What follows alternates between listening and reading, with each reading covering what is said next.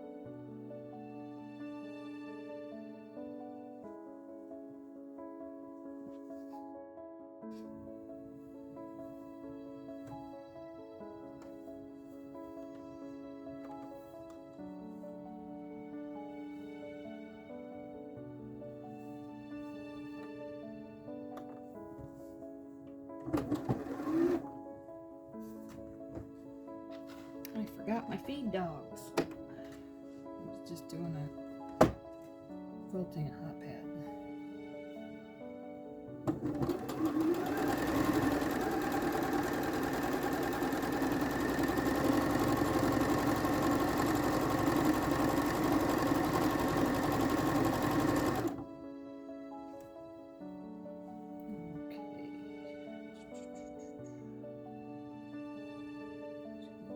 Lined up.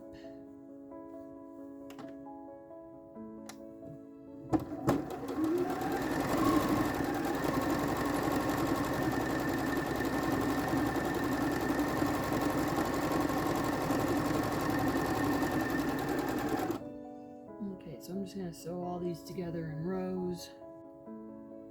So I'm just going to finish sewing these together. Right now I'm actually watching Handmade by Ying, so you don't really need to see me sewing all these together. I'll just come back when I have the top ready, and we'll go ahead and put it on top of my board and get it all secured down, and I'll show you all that.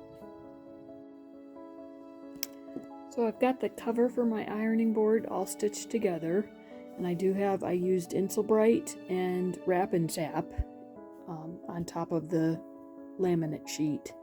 So I am a little worried because it's not just plywood, it is a laminate sheet. I am a little worried that if it gets any heat to it, it may buckle and snap, but it's easily replaced. It was free, so that was part of it, but if it does buckle and snap, I haven't actually stapled it on yet, but I'm going to staple on the fabric sheet tomorrow, and then if the board does buckle and snap, I can always replace it, and it won't be that difficult to take this back off again and replace it. So, and as you can see here, I actually have a dresser underneath here, so when I get this all stapled up, I've got a dresser under here, and I won't be able to get into the top two drawers, but I will design this in such a way that I can actually just lift it off. It's really not that heavy a piece of a plywood or laminate, and so once I get this actually tacked down and all that, it'll be fairly easy just to lift this off the top. And anything I put in these top two drawers, it won't be anything that I want to access all the time. Now, on the other hand, these drawers right here might be, my craft text is in there, and then I'll probably put batting and some things like that in these drawers. Yeah. So, and most of that stuff won't be stuff that I access all the time anyway. As you can see, my top actually was just a little bit short of the dresser top, but that was okay. Again, free, so go with it and make it as large as you can. And it is not secured down, so I will have to kind of be aware that I don't iron right here, but I'm aware of that, and I don't believe it'll be a problem. I just will keep this centered. In fact, most of the time this will be pushed right to that table, and so it still could, if I really put pressure right here, it can still flip, but most of the time I'm going to be working right in this area. So one of my other concerns about this is the fact that I chose not to do a single cloth on the top. I am a little concerned that my seams may make it more difficult for me to press other items. When I go to press a quilt, will it set down well because of the seams in this? So if I find that I'm having problems, I will enter in information in the description box below and let you know, hey, this is what I found. Don't maybe do it this way, maybe make it a whole cloth. But I don't really anticipate it being too much of a problem, and I love red and white quilts, so I just thought, you know what, I'm going to take this layer cake, and it's a sewing themed layer cake too, so I loved that. It's also got chickens. It was actually called Little Things, so I guess, sewing and chickens and text about, all things grow with love, etc. So I just really loved it, and I thought I'm going to use that. So yeah, so not quite done yet, but getting there, and I will show you the progress that I make tomorrow with getting it finished.